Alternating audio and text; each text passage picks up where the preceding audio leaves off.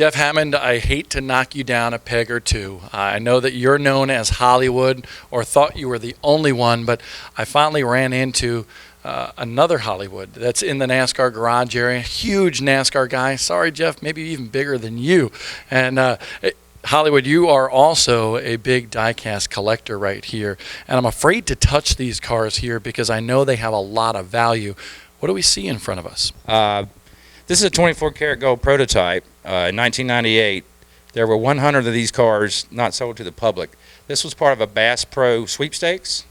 So the internet wasn't huge in 1998. So a lot of people would mail in these little forms to win actually a bass boat. They were going to raffle off a bass boat. That was a grand prize.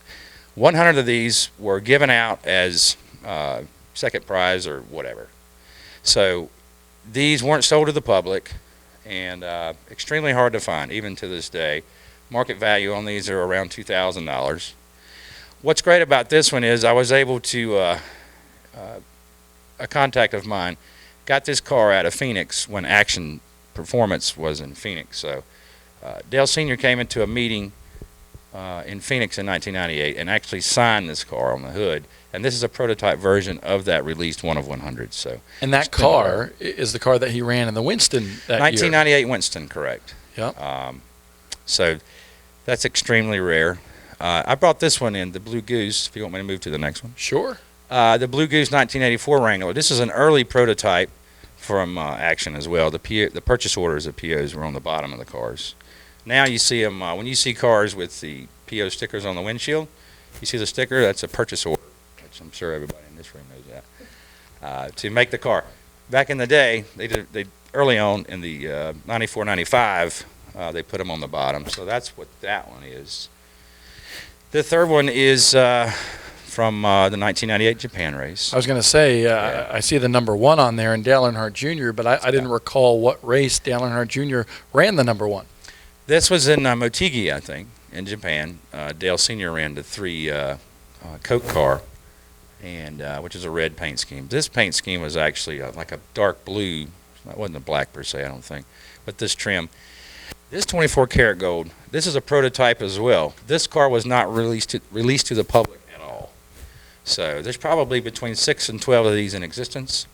I had Junior sign this at a foundation signing about 3 years ago, and it has the hologram on there for authenticity. That's a big word for me, by the way. You did good at it, too. TV guy. Well, you did good. So sticking that on there really validates that signature as well. I'd say market on that car is probably between $1,500 and $2,000 as well. So you got a couple pretty expensive cars here. Very. That could add a lot of value. How many cars do you have in all? I would say roughly, counting the smaller scale 1/64s, I'd say toward 1,500, I guess. 1,500 diecast cars. Yeah, I know that's crazy, but where do you keep them all? In a wing of the house? The wife allowed me to have a bonus room over the garage and finished bonus room.